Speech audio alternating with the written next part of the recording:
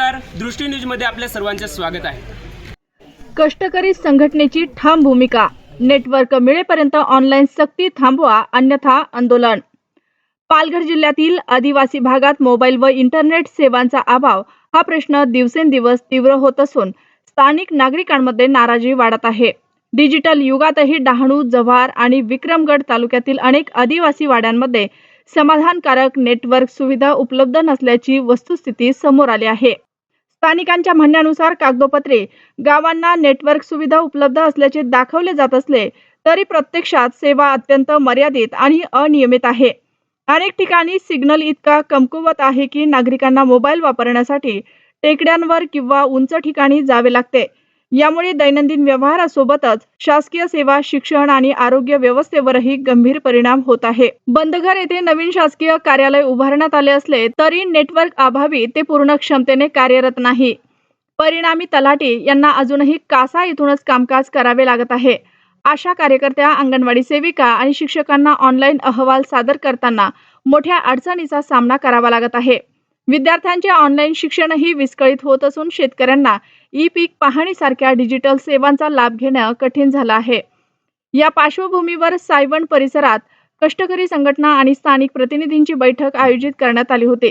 या बैठकीत कष्टकरी संघटनेचे नेते ब्रायन लोबो यांनी सरकारवर थेट टीका करत दुर्गम भागात ICT सुविधा पुरवणे ही शासकीय जबाबदारी असल्याचे स्पष्ट केले। नेटवर्क नसताना ऑनलाईन सेवांची सक्ती करणे अन्यायकारक असल्याचेही त्यांनी नमूद केले। ब्रायन लोबो यांनी प्रशासनाला स्पष्ट इशारा देत सांगितलं की 1 महिन्याच्या आत नेटवर्क समस्येवर ठोस तोडगा काढला नाही तर सायवन येथे रस्ता रोको आंदोलन करण्यात येईल। तसेच नेटवर्क उपलब्ध होईपर्यंत सर्व शासकीय कामकाज ऑफलाईन पद्धतीनेच करण्यात यावे अशी मागणीही त्यांनी केली। बैठकीदरम्यान शेनसरी येथील अपूर्ण मोबाईल टॉवर तात्काळ सुरू करणे आणि आदिवासी वाड्यांमध्ये सक्षम नेटवर्क सुविधा उपलब्ध करून देणे या प्रमुख मागण्या मांडण्यात आल्या। या बैठकीला ब्रायन लोबो, मथुबाई धोडी, विष्णू बोरसा सरपंच सायवन, सरिता भोये सरपंच चळणी, साधना बोरसा सरपंच शेनसरी, सुनील गायकवाड विस्तार अधिकारी पंचायत समिती डहाणू, मोहन चौधरी, त्रिंबक साठे, सुनील मलाकर, रघुनाथ सुतार यांच्यासह अनेक कार्यकर्ते उपस्थित होते। या गंभीर प्रश्नावर प्रशासनाने तातडीने लक्ष देऊन प्रभावी उपाययोजना कराव्यात अशी अपेक्षा नागरिकांकडून व्यक्त होत आहे। बघूयात संघटनेची मथुबाई धोडी काय म्हणाल्या।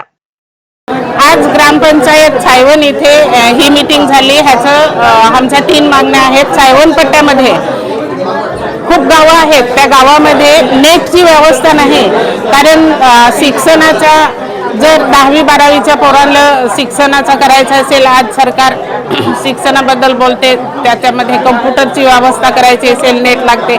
मोबाईलमध्ये शिक्षणचा पाठवायचं असेल तर नेट लागते। जातीचा दाखला काढायचा असेल तरी नेट लागते। प्रत्येक गोष्टीमध्ये आधार कार्ड काढायचं असेल तरी नेट लागते आणि नेट भेटत नाही।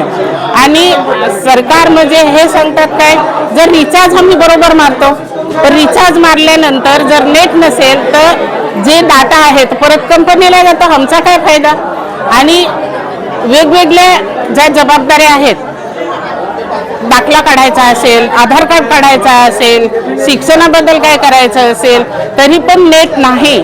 तर आमची आज मागणी आहे, जे सरकारने कंपल्सरी केलं आहे का प्रत्येक गोष्टीला ऑनलाईनची जी गोष्ट येते ती सरकारने स्थगित ठेवली पाहिजे। कारण नेट नसल्यामुळे 2-2, 3-3 फेऱ्या मारून पण जर भेटत नसेल तर ते सरकारने कंपल्सरी नाही केलं पाहिजे। दुसरा काय, जी नेटची मागणी आम्ही केली त्याची बंदोबस्त सरकारने लवकरात लवकर केली पाहिजे आणि आम्हाला नेट भेटला पाहिजे असे आजची आमची मागणी आहे। आणि पुढे आम्ही आवाहन केलं आहे का सरकारने 1 महिन्यानंतर जर नेटची व्यवस्था केली नाही तर आमचं मोठं आंदोलन राहील, रस्ता रोको असेल आणि आम्ही पुढे आंदोलन करू आणि आमच्या हक्काच्या ज्या गोष्टी आहेत त्या मिळवून घेऊ। ह्या आजच्या आमच्या मागण्या होत्या। तसेच BSNL कंपनीचे कर्मचारी काय म्हणाले बघूयात। अभी परिस्थिति है, वाकई में यहाँ पे सिग्नल की समस्या है, तो हम इससे अपनी हाइजर अथॉरिटी को अवगत कराएंगे और जल्द से जल्द कोशिश करेंगे कि इधर जो भी अल्टरनेट टावर्स वगैरह का अरेंजमेंट किया जाए। क्योंकि गवर्नमेंट भी प्रयास कर रही है, गवर्नमेंट ने 4G सैचुरेशन प्रोजेक्ट दिया है, तो उसके तहत हम कोशिश करेंगे कि जल्दी से जल्दी इधर टावर लगे और लोगों को अच्छा सिग्नल मिल सके। यहाँ पे कितने गांव आप लोगों को दिए हैं सर्वे के लिए? सर गांव की पूरी लिस्ट तो कलेक्टर ऑफिस के पास से हमारे पास आई थी और उसमें हमने जो है मेंशन भी किया है कि BSNL का सिग्नल नहीं है। बाकी अदर ऑपरेटर के सिग्नल्स हैं तो उनके बिहाफ पे भी काम चल रहा है कि उस केस में हमें BSNL का टावर लगाना है या अदर ऑपरेटर के सिग्नल से ही सर्विसेज जारी रखनी है, हमें BSNL का टावर नहीं लगाना है ऐसा। ये आप काम अभी लिए, आपके पास ये लेटर वगैरह आया तो आप कितने दिन में या साल भर में कितना टाइम लगेगा? सर इमीडिएट हम अपनी हाइजर अथॉरिटी को ये लेटर्स वगैरह फॉरवर्ड करेंगे और उसके बिहाफ पे उनसे बात भी करेंगे कि जल्दी से जल्दी अगर इन समस्याओं का निस्तारण हो जाए तो अच्छी बात है। सर मैं BSNL से राज साहू बात कर रहा हूँ और कोचिंग अटेंड किया, यहाँ पे बहुत सारी समस्याएं हैं लोगों की।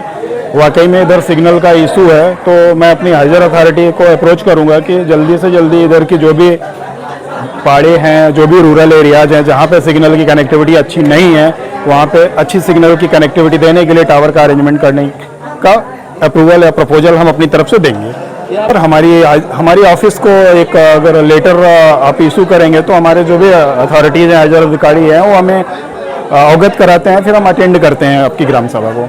ओके, आज तक कितने ग्राम सभा आपने अटेंड किए हैं? सर काउंट तो नहीं है, लेकिन इस एरिया में हमने बहुत सारी ग्राम सभा अटेंड की और हमारे लगभग 35 से 40 टावर भी इधर ऑन एयर हो चुके हैं जो चल रहे हैं। वाड़ा, जवाहर, मोखाड़ा, यहाँ पर भी हमने बहुत सारे टावर इरेक्ट किए हैं।